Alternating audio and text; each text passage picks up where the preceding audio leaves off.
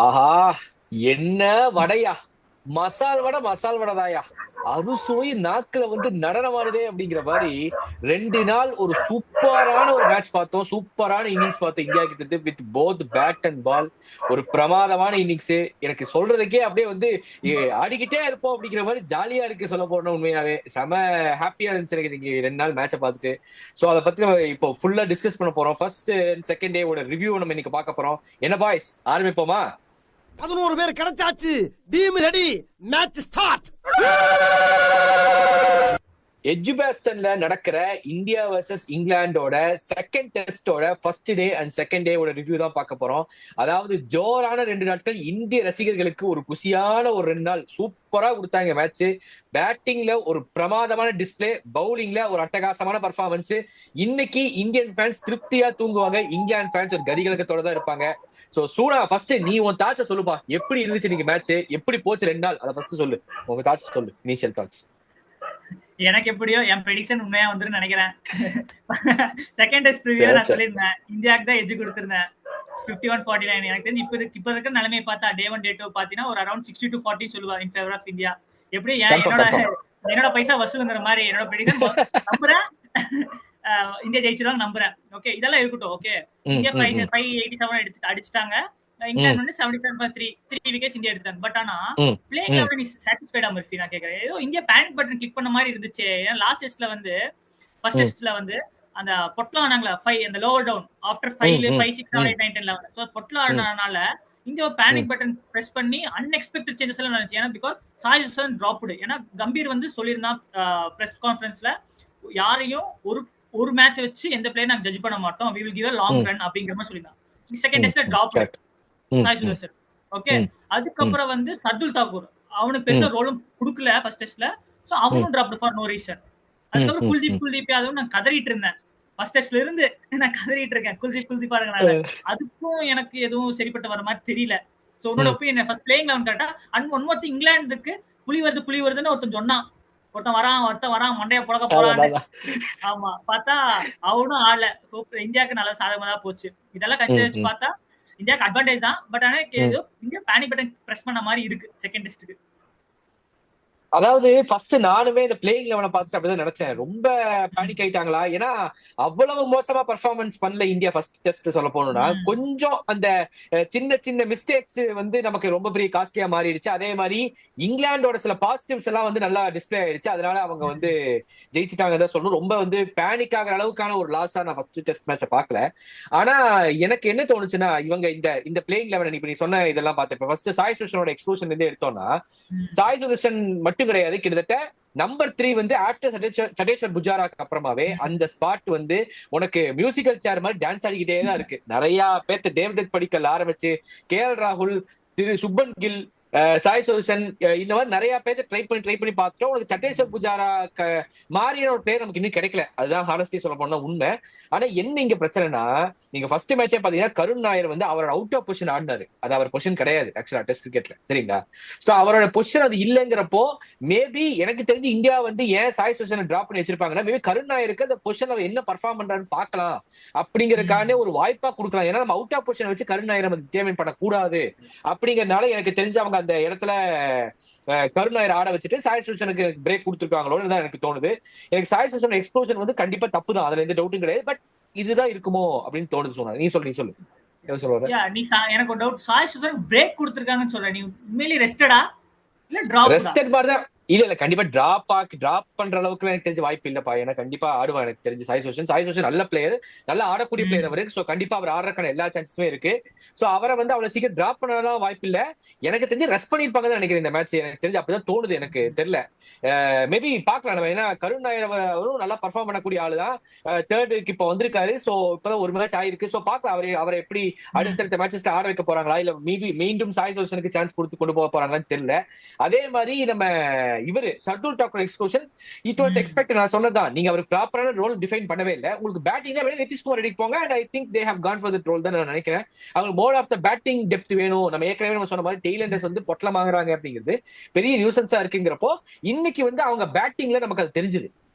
என்ன நம்ம சொல்லலாம். டெய்லண்டர்ஸ் ஒரு நல்ல கான்ட்ரிபியூஷன் கொடுத்தாங்க. அதுக்கு டெய்லண்டர்ஸ் தான் முக்கியமான காரணம் அப்படின்னு சொன்னாலும் அதை விட ஒரு முக்கியமான ஃபேக்டர்ஸ் தான் இருந்துச்சு. அவர் தான் டெய்லண்டர்ஸ் தான் காரணம் சொல்ல மாட்டேன். அதுக்கு முக்கியமான காரணங்கள்லாம் வேற காரணங்கள் இருந்தாலும் கூட நம்ம வந்து டெய்லண்டர்ஸ்க்கு பேட்டிங் வேணுங்கிறது இந்தியா இந்த அப்ரோச்சா போவாங்க நம்ம எக்ஸ்பெக்ட் பண்ணதுதான். 8 வரைக்கும் நமக்கு பேட்டிங் ஆர்டர் வேணும் அப்படிங்கிற அந்த ஒரு மைண்ட் செட்ல தான் இந்தியா போகும் அப்படிங்கிறது ஆஸ் பர் கௌதம் கம்பீர் அவர்கள் வந்த பிறகு அந்த மாதிரி தான் போயிட்டு இருக்கும் இந்தியன் டீம். சோ எனக்கு தெரிஞ்ச அதுல பெரிய அதே மாதிரி குல்தீப் யாதவ்ல Washington Sundar it was quite surprise call. நான் குல்தீப் யாதவ் தான் கண்டிப்பா ஆட போறாங்க நான் ரொம்ப நம்பினேன். அவர் தான் ஆட போறாரு இன்னைக்கு மேட்ச் நினைச்சேன். But Washington it's not bad call. நல்லா பேட்டிங் கொடுத்தாரு. எனக்கு பவுலிங் நல்லா பர்ஃபார்ம் பண்ணக்கூடிய ஒரு பிளேயர் தான். என்னன்னா ரவீந்திர ஜடேஜாவும் வாஷிங்டன் ஒரே மாதிரி பவுலர்ஸா இருக்காங்களேங்கிறது ஒண்ணுதான் எனக்கு ஒரே ஒரு இதா இருந்துச்சு, நெருடலா இருந்துச்சு. பட் எனக்கு தெரிஞ்சு டிபிக்கலா அவங்க 2 பேர் பர்ஃபார்ம் பண்ணுவாங்க அப்படின்னு நினைக்கிறேன். எனக்கு தெரிஞ்சு பேட்டிங்ல 2 பேருமே பண்ண கான்ட்ரிபியூஷன்ஸ் நமக்கு ஒரு நல்ல கான்ஃபிடன்ஸ் கொடுத்துருக்கோம். அவருக்கு வந்து உங்களுக்கு பவுலிங் ரிஃப்ளெக்ட் ஆகும். அது வந்து ஒரு மொரால உங்களுக்கு இன்க்ரீஸ் பண்ணும். சோ அதனால எனக்கு தெரிஞ்சு நிச்சயமா 2 பேரும் நல்லா பண்ணுவாங்க அப்படிங்கிற நம்பிக்கை இருக்கறனால இப்போதைக்கு அது பேனிக் பட்டன் பிரஸ் பண்ணிட்டாங்க அப்படின்னு நம்ம சொன்னாலும் கூட எனக்கு தெரிஞ்சு பிளேயிங் லெவல்ல பெருசா கம்ப்ளைண்ட்ஸ் கொடுக்க மாட்டேன். இஷ்யூஸ் இல்ல, பாக்கலாம் அப்படிங்கிற மாதிரி இருக்கு. இன்னொன்னு என்ன, நான் பிளேயர்ஸோட ஸ்டாட்ஸ் எல்லாம் பாத்துட்டு இருந்தேன். ஓகே, வாஷிங்டன் சுந்தர் இருக்கான் பத்தி ஆக்சுவலி அண்டர்ரேட்டட் ஹீரோ. ஏன்னா அவன் டெஸ்ட்ல ஆவரேஜ் வந்து 44 வச்சிருக்கான். ஆக்சுவலி 43.5 வச்சிருக்கான் 17 இன்னிங்ஸ்ல. அவனை எப்படி இவ்வளவு யூஸ் பண்ணாம போனாங்கன்னு எனக்கு இன்னும் புரிய மாட்டேங்குது. அவே கண்ட்ரிஸ் அவே சீரீஸ்ல எல்லாம் நம்பர் 43 வச்சிருக்கான்டா, 43.5 வச்சிருக்கான், 44 வச்சிருக்கான். சோ ஆக்சுவலி அவன் ஆல்ரவுண்டர் கன்சிடர் பண்ணல. ஆக்சுவலி பேட்டிங்காக அவன் டீம்ல எடுக்கலாம்னு நினைக்கிறேன். அவன ஜடேஜா அப்படிங்கிற ஒரு நம்பர் 1 ஆல்ரவுண்டர் நம்ம டீம்ல இருக்கும்போது மத்தவங்க எல்லாருமே அந்த டிஸ்ட்ரிக்ட்ல இருந்து ஹைட் ஆயிருவாங்க. அது வாஷிங்டன் சுந்தரோட தப்பு கிடையாது. ஜடேஜாவோட பெஸ்ட் ஒன்று இருக்கு. அவரு தான் இன்னைக்கு number 1 test allrounder of the world. So you not in India, வேர்ல்டுலே நம்பர் 1 ஆல்ரவுண்டர் அவரு, சும்மா கிடையாது. He has each and every time proved his worth. அப்படிங்கிறப்போ அவருக்கு அடுத்து நீ அக்ஷர் பட்டேல், வாஷிங்டன் சுந்தர் இந்த மாதிரி எத்தனை பிளேஸ் நீ கொண்டு போய் நிறுத்தினாலும் அவருக்கு அடுத்ததான் எங்களுக்கு அந்த ரோல் வருமே தவிர இவரை சர்பாஸ் பண்ணிட்டு அவங்களால இப்போதைக்கு வர முடியாது. அன்லெஸ் ஜடேஜா லூசஸ் பிரைம் இல்ல அவர் ரிட்டையர்மெண்ட் அனௌன்ஸ் பண்ணிட்டு போகிற வரைக்கும் இவங்களுக்கு அந்த வாய்ப்பெல்லாம் கிடைக்கிறதுக்கான சான்சஸ் இந்த மாதிரி 1s and 2s தான் கிடைக்குமே தவிர அதுக்கு அந்த சமயங்கள்ல வாஷிங்டன் சுந்தரோ இல்ல அக்ஷர் பட்டேலோ ஃபியூச்சர் அவங்களுக்கு சான்ஸ் கிடைக்குதுன்னா அவங்க அதை பயன்படுத்திக்கிறது நல்லது. அண்ட் வாஷிங்டன் சுந்தர் அவர்கள் வந்து நிச்சயமா ஒரு பிரைட் ஃபியூச்சர் இருக்கக்கூடிய, எனக்கு கம்பீருக்கு வந்து வாஷிங்டன் சுந்தர் மேல ஒரு சாஃப்ட் கார்னர் இருக்கு. நான் அது சாம்பியன் ஸ்டாஃப்ல இருந்து பாக்குறேன். மனுஷனுக்கு வந்து ஒரு சாஃப்ட் கார்னர் இருக்கு வாஷிங்டன் சுந்தர் மேல. சோ கண்டிப்பா வாஷிக்கு வந்து இன்னும் நிறைய சான்சஸ் கொடுப்பாங்க அப்படிங்கிறது நம்ம டெக்னிக்கலாவே நம்பலாம். ஏன்னா குல்தீப் யாதவ் ஆடக்கூடிய மேட்ச் கூட வாஷிக்கு ஒரு சான்ஸ் கொடுத்து பேட்டிங் ஆல்ரவுண்டரா அவர் கொண்டு போய் நிறுத்துறாங்கன்னா கண்டிப்பா Gambhir has a lot of trust on him அப்படிங்கிறது எனக்கு நல்லா தெரியுது இங்க இருந்து. சோ கம்பீர் அவர்களுக்கு அந்த ட்ரஸ்ட் இருக்கும். நிச்சயமா வாஷிங்டன் சுந்தர் இன்னும் நல்லா ஆடுவாரு, நிறைய மேட்ச் ஆடுவாருங்க, எந்த சந்தேகமே கிடையாது. ஏன்னா வை பிகாஸ் கம்பீர் வந்து நம்பர் 8ல வந்து பவுலிங் போடணும், பேட்டிங் பண்ணணும். அந்த கிரைட்டீரியா தான் ஃபிக்ஸ் பண்ணிருக்காங்க ரூல்னு நினைக்கிறேன். கம்பீர் வந்ததுல இருந்து அந்த ரூலும் வந்துருச்சுன்னு நினைக்கிறேன் இந்தியா டீமுக்குள்ள. நம்பர் 8ல ஒரு பேட்ஸ்மேனும் வேணும், பவுலரும் வேணுங்கிற மாதிரி. சோ ஹோப்ஃபுல்லி வாஷிங்டன் சுந்தர் வந்து நல்லா பெர்ஃபார்ம் பண்ணி அவன் பிளேஸ் ஷீல் பண்ணட்டும். தமிழ் பையன் வேற, தமிழ்நாடு பையன் வேற. கண்டிப்பா கண்டிப்பா கண்டிப்பா நம்ம பிளேஸ் நம்ம சப்போர்ட் பண்ணாம எப்படி?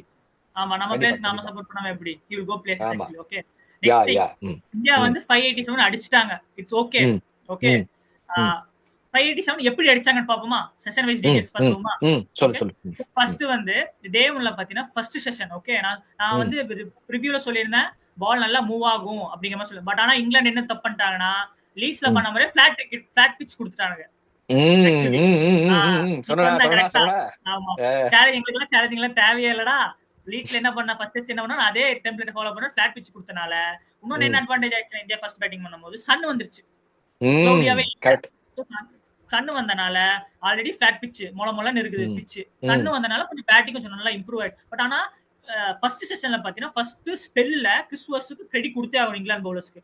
ஏன்னா லைன் அண்ட் லென்த் பிரைடன் கார்ஸும் கிறிஸ் வோக்ஸும் ஜெய்ஸ்வால் ஆகட்டும் கேஎல் ராகுல் எப்படி செட் பண்ணாங்க பாத்தியா? ஏன்னா கேஎல் ராகுலுக்கு எனக்கு தெரிஞ்சு கேஎல் ராகுல டிஸ்மிஸ் பண்ணா பாத்தியா? கரெக்டா உள்ள இன்கமிங் வந்து பிளேட் ஆன் விக்கெட் விழுந்துச்சுல, ஸ்டெம்ப்ல பட்டுச்சுல, அது எப்படி செட் பண்ணா? ஃபர்ஸ்ட் இன்னிங்ஸ்ல பாத்தீங்கன்னா கிறிஸ் வோக்ஸ் வந்து கேஎல் ராகுலுக்கு 4th 5th ஸ்டெம்ப்ல போட்டுட்டு இருந்தாங்க ஃபுல்லர் லென்த்ல.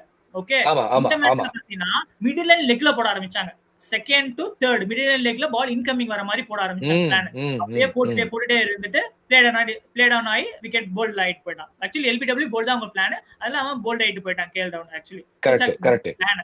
பட் கருண் நாயர் வந்து நம்பர் 3 வந்தான் ஆஸ் எக்ஸ்பெக்டட். ஏன்னா சாய் சுதர்சன் இல்ல, சோ கருண் நாயர் வந்து நான் ரொம்ப ஹோப் பண்ணேன். ஏன்னா அவன் தான் இந்தியாவுக்கு மொமெண்ட்டுமே கொண்டு வந்தான். ஏன்னா ஒரு சைடு ட்ரை ஆயிடுச்சு. ஏன்னா கிறிஸ் வோக்ஸ் பிரைடன் கார்ஸ் வந்து அந்த அளவுக்கு டைட் லைன் போட்டுட்டு இருந்தாங்க. லென்த் கரெக்டா பெர்ஃபெக்ட் அடிச்சு கருணாயர் வந்தோன்னதான் ஒரு 4 பவுண்டரிஸ் கவர் டிரைவ்ஸ் ஃபிளிக் அப்படி இப்படின்னு அடிச்சு கொஞ்சம் ரன் ஃபாஸ்டா கொண்டு வந்தனால ஜெய்ஸ்வாலுக்கு கான்ஃபிடன்ஸ் வந்துச்சு. ஆக்சுவலி ஜெய்ஸ்வால் ஒரு கட்டத்துல பாத்தீங்கன்னா 30 பால்ஸ் 10 ரன் என்னமோ தான் அடிச்சிருந்தான். கருணாயிர் அடிக்க ஆரம்பிச்சதுனால ஜெய்ஸ்வால் கொஞ்சம் செட்டில் ஆனனால கருணாயிர் ஒரு 20 ரன்ஸ் 24 ரன்ஸ் 4 பவுண்டரிஸ்ல வந்துருச்சு அவனுக்கு. ஆக்சுவலி கவர் டிரைவ் 2 ஒரு ஃபிளிக் ஒரு ஆன் டிரைவ்லயே 4 4 அடிச்சனால ஜெய்ஸ்வால் செட்டில் ஆயிட்டான். ஜெய்ஸ்வால் செட்டில் ஆனதுக்கு அப்புறம் as usual Indian Sehwag future சேவாக நினைக்கிறேன் ஜெய்ஸ்வால் தான்.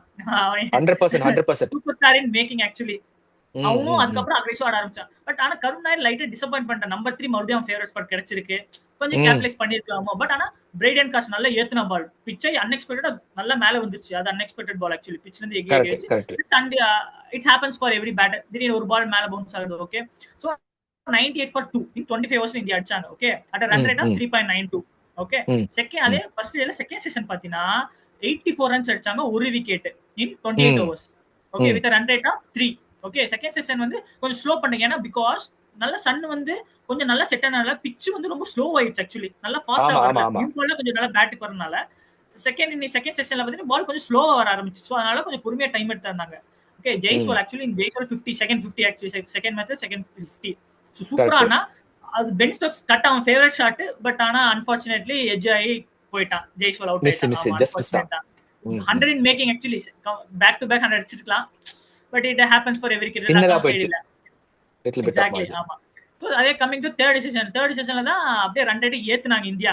ஓகே, ட்ரையான செகண்ட் செஷன் ட்ரைல இருந்து அப்படியே தேர்ட் செஷன் ஏத்துனாங்க. 128 for 2 in 32 overs. Okay, at run rate of 4.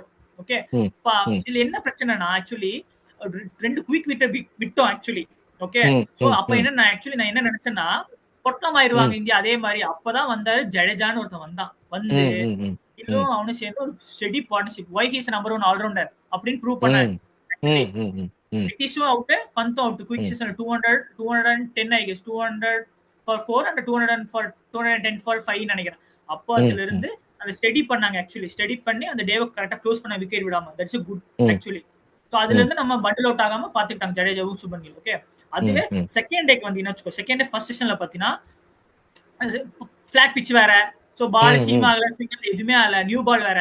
Okay, new பாலையும் பெருசா பால் பிட்ச் பண்ணா கோடு போட்டு போகுது. சோ அதனால first செஷன்ல 109 for 1 in 25 overs at a run rate of 4.36. Okay, so இதுக்கு என்னன்னே தெரியல. எப்பவுமே லஞ்சுக்கு முன்னாடி ஒரு half an hour விக்கெட் போயிடுது. ஃபர்ஸ்ட் டெஸ்ட்ல அதே மாதிரி தான் மட்டும் கிடையாது, இங்கிலாந்துக்குமே அந்த மாதிரி ஆகுது. அது நடக்கிறதா நானும் வாட்ச். ஆமா, ஜடேஜா சூப்பரா ஆடிட்டு இருந்த 89க்கு கரெக்டா அதே மாதிரி இந்த கருணாயிர் அவுட் ஆனா பத்தி அதே மாதிரி பால் பிட்ச் ஆகி லென்த்ல பிட்ச் டக்குன்னு மேல வந்து ஷார்ட் பால் அவுட் ஆயிட்டான். ஓகே, அதுக்கப்புறம் செகண்ட் செஷன் தான் சுமன் கில்லோட ருத்ர தாண்டவம் பார்த்தோம் ஆக்சுவலி. ஓகே, நான் தான் சீனியர், ஜடேஜாவும். ஆமா, ருத்ர தாண்டவம்னு சொல்லுவேன் actually. So 145 for 1 in 31 overs at a run rate of 4.67. Okay, அதுக்கு வந்து வாஷிங்டன் சுந்தர் அவன் நல்லா சப்போர்ட் பண்ண. ஏன்னா வாஷிங்டன் சுந்தர் அப்ப அவுட் ஆயிருந்தான்னா சுமன் கில் பிரஷர்ல போயிருப்பான். சோ அதனால பிரஷர்ல போயிருந்தா 200 அடிச்சிருக்க முடியுமான்னு எனக்கு டவுட்டா இருந்துச்சு. அப்படியே நின்னனால. ஓகே, சோ அதனால சுமன் கில்லுக்கு வந்து ரொம்ப ஃப்ரீ ஆயிடுச்சு. ஓகே, எனக்கு ஒருத்தர் இருக்கான் பேக்கப்க்கு, நான் இல்லைனாலும் ஒருத்தர் இருப்பான் இந்தியா டீம் அடிக்கிறதுக்குன்னு சொல்லி அந்த ஃப்ரீடம்ல போட்டு அன்னைக்கு பொழந்துட்டேன் ஆக்சுவலி. ஓகே, அதுக்கு அந்த செஷன்ல 200 கம்ப்ளீட் பண்ணா. அப்புறம் தேர்ட் செஷன்ல பாத்தீங்கன்னா ஆஸ் யூசுவல் 23 ரன்ஸ்க்கு ஒரு 3 விக்கெட் போயிட்டு இந்தியா ஆல் அவுட் ஆயிட்டாங்க. கில் சூப்பர் இன்னிங்ஸ் 260 எதை ரிமெம்பர் பண்ணுது ஞாபகம் இருக்கா? எது ரீசன்ட்ல விராட் கோலி ஒரு கேப் நம்பர் எவ்வளவு #269. ஓ யா கரெக்ட் நினைச்சேன். எங்கேயோ இது யோ ஆமா கரெக்ட் சொல்லு. இப்போ அதான் இப்ப ட்ரெண்ட் ஆயிட்டு இருக்கு एक्चुअली. விராட் கோலி 269, கில் 269. அதுதான் இப்ப கம்பேர் பண்ணி போயிட்டு இருக்காங்க एक्चुअली. King Prince. ஆமா, சோ அந்த கம்பேரிசன் போயிட்டு இருக்கு. அதுக்கப்புறம் தான் வந்தா விநாயக்ங்கிற மாதிரி ஆகாஷ்தீப். பும்ரா இல்லைன்னா என்னடா பும்ரா நான் இருக்கேன்டான்னு சொல்லி பொட்டாம்பூர் ஒரு ஸ்பெல்ல ரெண்டு செஞ்சுரியன் போப்பையும் டக்கெட்டையும் எடுத்து அப்படியே காலி பண்ணிட்டு சிராஜ் ஆக்சுவலி எனக்கு குவைட் சர்ப்ரைஸ்டு. சிராஜ் இன்னைக்கு லென்த்ல சூப்பரா அடிச்சான். ரிதமுக்கு வந்துட்டான். நீ சொன்ன மாதிரி ரிதம் இஸ் ரிதம் போல. ரிதம்ல வந்தா நம்ம கையில பிடிக்கவே முடியாது. அந்த மாதிரி பிடிக்க முடியாது, அவ்வளவுதான். ஆமா, சேச்சுருவாப்ல ஆப்பனன்ட். ஆமா, அந்த அளவுக்கு சூப்பரா போட்டான். அதுக்கப்புறம் வந்து ரூட்டும் ப்ரூக்கும் ஆஸ் யூசுவல் சூப்பரா ஸ்டடி பண்ண ஆரம்பிச்சிட்டாங்க. ஆனா பேஸ்பால்னு சொன்னானுங்களே, பேஸ்பால் ஆடுனானுங்க. விக்கெட் போயிடுச்சு. அத ஒண்ணுமே பண்ண முடியாது. விக்கெட் எல்லாம் போயிடுச்சு. ஸ்டடி பண்ணியே ஆகணும். சும்மா எல்லாம் வந்த வேலை சுத்திட்டு இருக்க முடியாது. கஷ்டம். அது நம்ம பார்த்தே ஆகணும் ஆக்சுவலா சொல்ல போனா. அது ஏர்லி விக்கெட் போனனால பேஸ்பால் அவங்க ஆல் ஆக்சுவலி. ஏன்னா 20 overs 77 அந்த ரேஞ்ச் தான் 3.5ல தான் ஆடிட்டு இருந்தாங்க ஆக்சுவலி. அதுவே நமக்கு இந்தியாவுக்கு அட்வான்டேஜ். அவங்களால பேஸ்பால் கரெக்டா ஆட முடியல. நம்ம கரெக்டா லைன் அண்ட் லென்த்ல போடுறோம், ஏர்லி விக்கெட்ஸ் ம் எடுத்திருக்கோம். ம் இதெல்லாம் வச்சு பார்த்தா எனக்கு தெரிஞ்சு India has a massive advantage. I am going um with 60-40 in favour of India. உன்னோட தாட்ஸ் என்ன மாதிரி? Wonderful wonderful wonderful. ஃபர்ஸ்ட் வந்து இந்த மேட்சை பத்தி எலாபரேட்டா சில விஷயங்கள் வந்து நம்ம எடுக்கலாம் ம். அப்படிங்கிறதுக்கு முன்னாடி ஒரு சில இன்னிங்ஸை பத்தி எல்லாம் நம்ம பேசிடணும். எக்ஸ்பெஷலா சொல்லணும்னா ஆமா. நான் வந்து செஷன் வைஸ் நீ சொல்லிட்டேன் எனக்கு தெளிவா. பட் இருந்தாலுமே வந்து இதுல ஒரு சில பேர் நல்லா பர்ஃபார்ம் பண்ணாங்க அப்படிங்கிறதுக்கு ஒரு அச்சாரமா இருந்தது. உதாரணமா குட்டி குழந்தை எஸ்எஸ்வி ஜெய்ஸ்வால் ஒரு இந்தியன் சேவாகியா மனுஷன். அதாவது ஆக்சுவலா சேவாக இந்தியன் தான், இந்தியன் சேவாகு தான் மனுஷன். அடுத்த சேவாகு, ஃபியூச்சர் சேவாகு இது சொல்ல போனா உண்மையாவே தரமான இன்னிங்ஸ். ஒவ்வொரு மேட்சும் அவ்வளவு கன்சிஸ்டன்டா ஆடிக்கிட்டு இருக்காரு. கிட்டத்தட்ட ஆவரேஜ பத்தியா இங்கிலாந்துல எஸ்வி ஜெய்ஸ்வாலுக்கு 70 வச்சிருக்காரு ஆவரேஜ். மனுஷன் மிரட்டல் ஆயிட்டு இருக்காரு. ஓப்பனா சொல்லணும்னா இஸ் அ கிளாஸ் பிளேயரியா. உண்மையாவே ஒரு um. Reliable opener. Future India's in safe hands. ஓப்பனிங்க வந்து நீங்க கவலையே பட வேண்டாம். ஜெய்ஸ்வால், கே எல் ராகுல் நல்லா எல்லா மேட்சும் ஒருத்தர் பெர்ஃபார்ம் பண்ணிட்டே இருக்கான்னு சொல்ல முடியாது. இந்த மேட்ச் இந்த இன்னிங்ஸ் பெர்ஃபார்ம் பண்ணல அவ்வளவுதானே தவிர கே.எல்.ராகுல் கிளாஸ் பிளேயர். சோ பிரச்சனையே கிடையாது. எஸ்எஸ்பி ஜெய்ஸ்வால் இன்னும் பெரிய பிளேசஸ் போவாரு, சந்தேகமே இல்ல. இதெல்லாம் வந்து ஜஸ்ட் ஒரு பிகினிங் மாதிரி தான். ஒரு இப்பதான் புள்ளி வச்சிருக்காருங்கிற மாதிரி இனிமேல கோலம் போட்டு அதை பெருசா கொண்டு போக போறாரு. So Yashasvi Jaiswal future reliable opener. கண்டிப்பா எனக்கு தெரிஞ்சு இந்தியாவில ஒரு சக்சஸ் ரேட்டை கொண்டு வர போறாரு. அதே மாதிரி சுப்மன் கில் தலைவன் கிட்ட சீரீஸ் போறதுக்கு முன்னாடி சேனா கண்ட்ரில ரெக்கார்டு கிடையாது, நீ பர்ஃபார்ம் பண்றது கிடையாது, அப்படியா இப்படியா, இவனே டீம்ல இருப்பாரான்னு தெரியாது, அவர் பர்ஃபார்ம் பண்ணியிருக்காரா, அவருக்கு நம்ம இந்த ரோல் கொடுக்கலாமா, நம்பர் 4 பேட்ஸ்மேன் ஆடுறதுக்கு தகுதியா அப்படின்னு கேட்டபோது ஹோல் மை பியர் ப்ரோ அப்படிங்கிற மாதிரி மொத்தத்தையும் வச்சு செஞ்சிருக்காரு. ஓப்பனா சொல்லணும்னா லைஃப் டைம் இன்னிங்ஸ். இதெல்லாம் இது வந்து சாதாரண இன்னிங்ஸ் கிடையாது, ஒரு life time innings. First Asian captain to take double century in SENA கண்ட்ரில சும்மா கிடையாது ஒரு ரெக்கார்டு. ஒரு இவ்வளவு சூப்பரா டெம்பர்மெண்டோட ஆடினார். அதாவது இந்த கேம் வந்து இப்படி ஆடலாம் அப்படி ஆடலாங்கிறத விட அந்த விக்கெட்ஸ் போயிடுச்சு, ஒரு குரூஷியல் டைம்ல உள்ள வராரு. அந்த டெம்பர்மெண்ட் நின்னு அத்தனை நேரம் கிட்டத்தட்ட ஒரு 1.5 நாள் ஃபுல்லா he was standing in batting. கொஞ்சம் கூட சலிக்காம அந்த டெம்பர்மெண்டோட ஆடின அந்த ஆட்டம் தான் கிட்டத்தட்ட இன்னைக்கு இந்த ஸ்கோர் வர்றதுக்கான முக்கியமான காரணம். Shubman Gill hats off bro, வேற லெவல் ஆடினாரு, வேற மாதிரி ஒரு இன்னிங்ஸ். கிட்டத்தட்ட ஹி இஸ் ப்ரூவிங் அவருக்கு வந்த அத்தனை கிரிட்டிசிசம்ஸையும் உடைச்சு தள்ளிட்டு he's proving each and everybody that what he is capable of, why he is the prince of Indian cricket team அப்படிங்கிறத திரும்ப திரும்ப திரும்ப திரும்ப நமக்கு ப்ரூவ் பண்ணிக்கிட்டே இருக்காரு. And he is going to prove us everybody in future coming matches also. கண்டிப்பா இதெல்லாம் வந்து ஒரு லைஃப் டைம் இன்னிங்ஸ் மாதிரி. அவர் வாழ்க்கையில எத்தனை வருஷம் கழிச்சு போய் கேட்டாலும் எஜ்பாஸ்டன்ல சுப்மன் கில் அடிச்ச இந்த டபுள் செஞ்சுரி நின்னு பேசும். அதுவும் இந்த 269 அந்த நம்பர், it's like tribute to Virat Kohli அப்படிங்கிற மாதிரியான ஒரு நம்பர் தான். கண்டிப்பா அது வந்து டவுட்டே கிடையாது. ஒரு அந்த பேண்டனை வந்து இவர் எடுத்துக்கிட்டாரு அப்படிங்கிறதுக்கான ஒரு பெர்ஃபெக்ட் ரீப்ளேஸ்மெண்ட் காமிச்சிட்டாரு. எனக்கு தெரிஞ்சு கேப்டன்சிலையும் கொஞ்சம் அப்படி இப்படின்னு வந்துட்டாருன்னா எனக்கு தெரிஞ்சு கில் எல்லாம் கையில பிடிக்க முடியாது. கிட்டத்தட்ட ஒரு ஒரு 5-10 வருஷத்துக்கு தலைவன் ஸ்ட்ராங்கா கேப்டன்சி ரோல்லையும் சரி இந்தியா டீம்லயும் பர்ஃபெக்டா சிங்க் ஆக போறாரு, அது எந்த சந்தேகமும் கிடையாது. And he has proved it. ஒரு கேப்டன்சி வந்த பிறகு இன்னும் ரெஸ்பான்சிபிலிட்டி வந்த பிறகு ஜாலியா நீ ஆடுறாரு, அது வந்து ஒரு பெரிய விஷயம். ஹேட்ஸ் ஆஃப் ப்ரோ, வேற லெவல் ஆடினாரு சுப்மன் கில். அதே மாதிரி ரவீந்திர ஜடேஜாவை பத்தி நம்ம சொல்லும் போது ரவீந்திர ஜடேஜாவு இத்தனை மேட்சஸ் பர்ஃபார்ம் பண்ணல, ஏன் பண்ணல அப்படி கேட்கும் போது ரீசன் நீங்க எல்லாம் புரிஞ்சுக்கணும். அவர் நிறைய டேலண்ட் ஸ்கூல் ஆடிட்டு இருந்தாரு, மோர் தென் அ பேட்ஸ்மேன். இன்னைக்கு சுப்மன் கில்லோட ஆடினாரு, இன்னைக்கு அவரோட கேம் ஆட முடிஞ்சது. டெய்லண்டர்ஸ் ஆடும்போது அடிக்கணுமா டிஃபென்ஸ் ஆடணுமாங்கிற அந்த கன்ஃபியூஷன் இருந்துகிட்டே இருப்பாங்க. ரொட்டேஷன் கொடுக்கலாமா இதுங்கிற மாதிரி அந்த கன்ஃபியூஷன் இருக்கும்போது ஆட்டோமேட்டிக்கா ஒரு பேட்ஸ்மேனுக்கு எக்ஸ்ட்ரா பிரஷர் ஆயிரும். ஆனா இன்னைக்கு சுப்மன் கில் ஒரு பக்கம் ஸ்டெடியா நிக்கிறாருங்கிறப்போ Jadeja can free his arms, நம்மளோட நேச்சுரல் கேம் ஆடலாம் அப்படிங்கிறது ஃப்ரீ கிடைச்சது. அது வந்து ஒரு முக்கியமான காரணம். இன்னைக்கு வாஷிங்டன் சுந்தர் பர்ஃபார்ம் பண்ணதுக்கும் சரி, ரவீந்திர ஜடேஜா பர்ஃபார்ம் பண்ணதுக்கும் சரி, இன்டைரக்டா சுப்மன் கில்லோட innings was very very crucial, very very முக்கியமான ஒரு காரணம். எப்படி கருண் நாயரோட இன்னிங்ஸ் ஜெய்ஸ்வாலோட மொமெண்டம்க்கு ஒரு பூஸ்ட் கொடுத்துச்சோ, அதே மாதிரி சுப்மன் கில்லோட இன்னிங்ஸ் வந்து சும்மா கிடையாது. கிட்டத்தட்ட வாஷிங்டன் சுந்தருக்கா இருக்கட்டும், அதே மாதிரி ரவீந்திர ஜடேஜாக்கா இருக்கட்டும், ஒரு சூப்பரான ஒரு மொமெண்டம் கொடுத்துச்சு. அதே மாதிரி ஆகாஷ் தீப்போட ஃபர்ஸ்ட் ஓவர், அது சிராஜ் போட வேண்டிய ஓவர். ஆக்சுவலா அதை மாத்துறது கடைசி விஷயம் ரிஷப் பண்ணிட்டு மாத்துறாரு. ஏன்னா சிராஜ் வந்து கேப்பெல்லாம் கழட்டிட்டு அம்பையர் கிட்ட கொடுத்து பால் போறதுக்கு ரெடியா இருக்கும் போது அந்த எண்டை சூஸ் பண்ணது ரிஷப் பண்ணிட்டு, ஏன்னா சுப்மன் கில் உள்ள வரல, he was taking rest. அப்பதான் ஆக்சுவலா வந்து பிராக்டிஸ் பண்ணிட்டு இருந்தாரு ஃபீல்டிங்க்கு.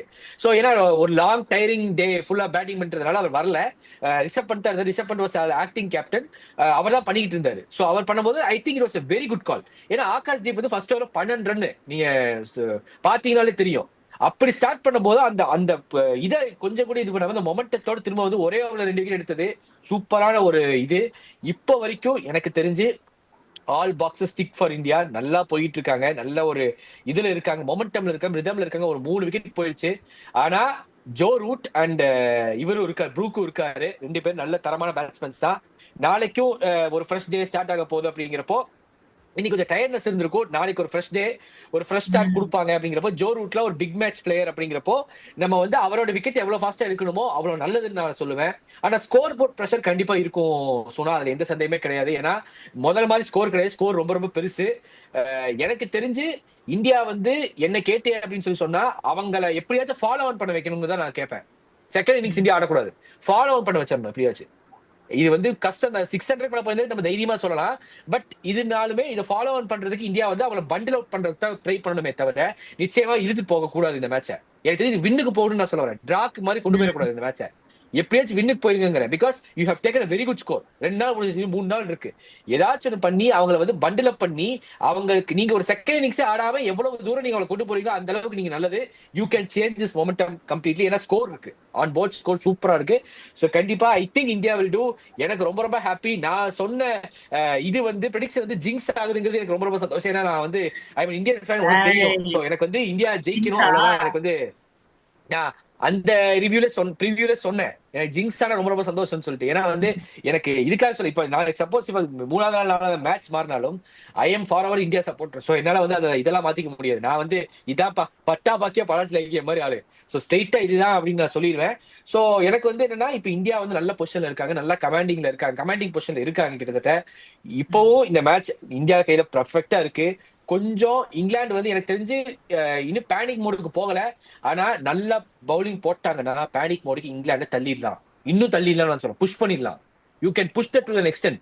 நீ அவங்கள ஃபாலோ ஆன் ஆட வச்சலாம் நான் சொல்லுவேன். இந்தியா வந்து இங்கிலாண்டை ஃபாலோ ஆன் ஆட வச்சா அதுவே ஒரு ஃபர்ஸ்ட் சக்சஸ் எனக்கு தெரிஞ்சு. சோ அததான் எனக்கு இந்தியா பண்ணணும்னு நினைக்கிறேன். சொன்னா உங்க கமெண்ட் சொல்லு.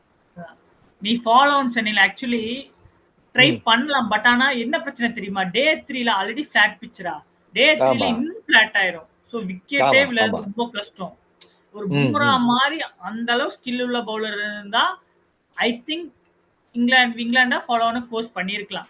பட் ஆனா இந்த பவுலிங் எக்ஸ்பீரியன்ஸ் பவுலிங், ஏன்னா எல்லாருமே இந்த பவுலிங் சிராஜ் தான் ஒன்லி எக்ஸ்பீரியன்ஸ் பவுலர் கரெக்டா. ஆகாஷ் நியூ, பிரசித் நியூ, அவங்கள வச்சுட்டு இந்தியா ஃபாலோ ஆன் தள்ள முடியுமான்னு அவ்வளவு எனக்கு நம்பிக்கை இல்லை. பட் இந்தியானால 10 விக்கெட் எடுக்க முடியும். இந்தியா வந்து 580 ஆர் ரன் அடிச்சிருக்காங்க. ஸோ இங்கிலாண்டையும் அரௌண்ட் 350-400 கிட்ட வருவாங்க.